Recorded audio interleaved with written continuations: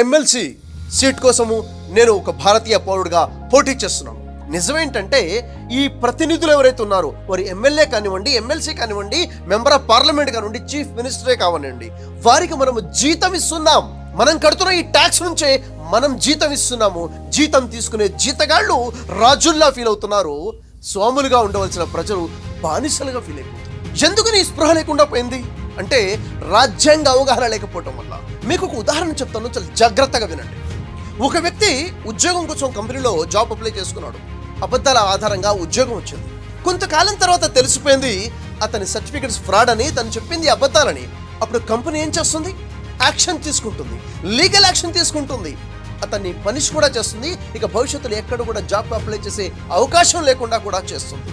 అలాగే మన ఎలక్షన్స్లో కూడాను కొన్ని పార్టీలైనా, కొంతమంది ఇండివిజువల్ వ్యక్తులైనా మేము మీకు ఇది చేస్తాము అది చేస్తామని మేనిఫెస్టోలు రిలీజ్ చేసి అబద్ధపు హామీలు ఇచ్చి ప్రజల్ని ఆశ కల్పించి వాళ్ళు రాజకీయాల్లో నెగ్గుతున్నారు, అంటే ఉద్యోగం సంపాదిస్తున్నారు. ఆ తర్వాత తేలుతుంది వాళ్ళు చెప్పిన మేనిఫెస్టోలో ఇచ్చిన వాగ్దానాలన్నీ అబద్ధాలని. ఇది ప్రజలకు చేసే మోసం కాదా? నిజంగా చెప్పాలంటే వాళ్ళు ఇచ్చే మేనిఫెస్టో ఏదైతే ఉందో అది లీగల్ డాక్యుమెంట్ అయి ఉండాలి. సిఏజీ వెరిఫికేషన్ తర్వాత ఆ పార్టీ అయినా సదరు వ్యక్తి అయినా కానీ సైన్ చేసి లీగల్ డాక్యుమెంట్ అయి ఉండాలి.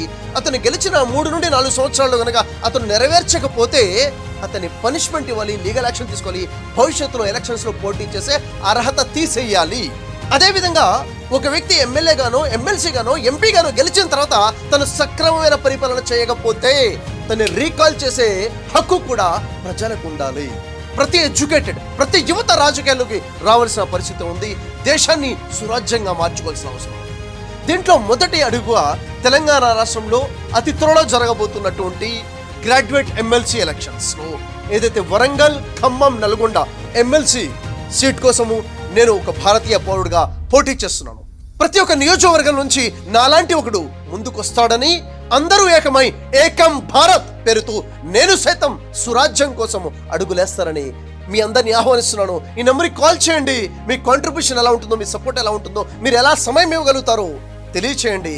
భారత్ మాతాకి జై. సురాజ్య సాధనే ధ్యేయం.